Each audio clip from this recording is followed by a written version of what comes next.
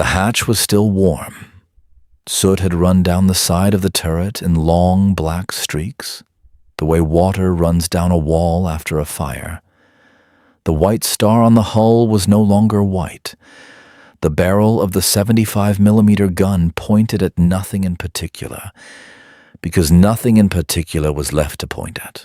The Sherman had taken a hit somewhere along its right side, burned through the night, and cooled by morning into a shape that looked less like a tank and more like a piece of furniture that had been left out in the rain for 20 years. 4 men stood beside it. Their tank coveralls were black at the knees from kneeling in mud, and black at the shoulders from leaning against metal that had been on fire. Their faces were the color of men who had not slept. One of them held his helmet in his hand. None of them spoke. A few hundred yards back, in a tent that smelled of canvas and oil and damp paper, a clerk wrote 2 words on a clipboard. Replacement denied. The crew was black. The unit was the 761st Tank Battalion. The month was November of 1944. They were attached to the 3rd Army of General George S. Patton. They had been in combat for less than 30 days. They had already lost their tank in fire from a German anti-tank gun while taking ground that the 3rd Army had ordered them to take. And somewhere between the wreck and the supply tent, someone with a pencil had decided that the next Sherman off the train was going to a different crew. This is not really a story about a general saving helpless soldiers. It is a story about proven men forcing a small piece of paper to stop pretending it could not see them. The replacement system, on paper, was supposed to be simple. A unit took a loss. A loss report moved up the chain. The report reached a maintenance and replacement clearing point. New tanks arrived from the rear, sometimes within hours, sometimes within days, depending on the line and depending on the priority assigned to that sector. The system was built for speed because the 3rd Army was built for speed. Patton's war did not tolerate gaps. A division in contact with the enemy could not stop to wait for someone in a tent to make up his mind. That was the manual. The queue was different. The queue lived in the heads of clerks and quartermasters and replacement officers who were not, on paper, deciding anything based on the color of the men who lost the tank. They were deciding, they would have said, based on combat experience, on unit readiness, on the priority of the front. They had categories for everything. None of the categories had a name for what they were actually doing. But every man in the 761st learned, within the first 3 weeks of contact, that the queue did not move at the same speed for them as it moved for the units around them. It was not announced. It was felt. Pause on that. A system that was supposed to be colorblind, that called itself colorblind, that had been written colorblind in a manual in Washington, running in practice as something else, in a tent in Lorraine, in November of 1944, with men in soot-blackened coveralls watching new Shermans roll past them on flat cars to other outfits. If the rule was equal, why did the queue keep moving certain crews to the back? The 761st had a combat record by then. It was not theoretical. It was on paper, in after-action reports, in unit diaries, in the casualty lists that came back through battalion every night. They had gone into the line on November 7th near Athonville. By the end of the first week, they had been in continuous contact with German armor and infantry across the Saar approaches. They had taken towns. They had lost tanks in real fire.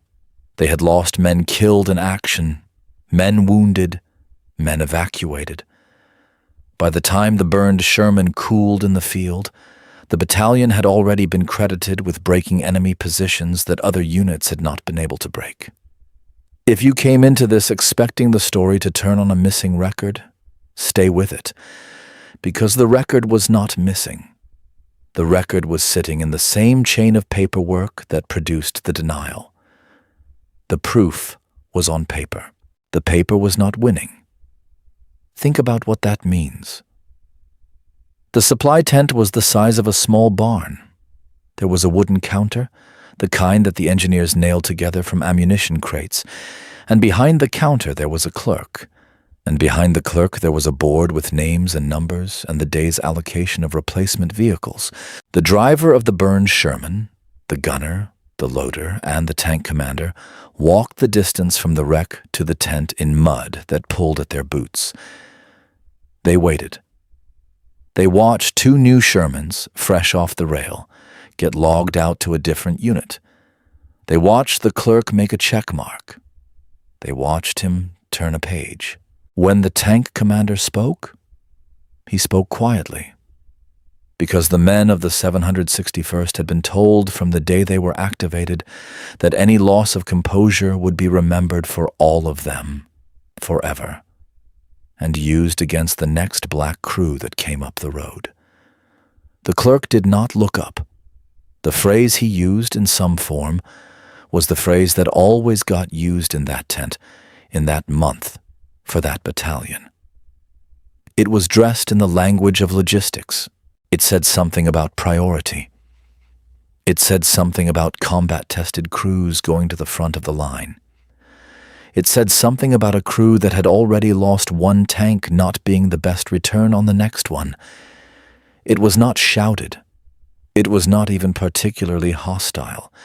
It was the lie operating at room temperature, in one human exchange, with no witnesses who mattered. For me, this is where the story stops being about hardware and becomes about a system.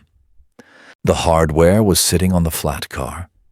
The system was the man with the clipboard and the man behind him, and the assumption behind that, all the way up the chain until it ran into a different kind of pressure.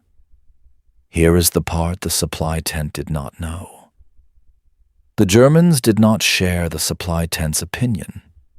In the after-action reports filed by German units on the Saar front in November and December of 1944, the American armored battalion in front of them was treated as a serious threat.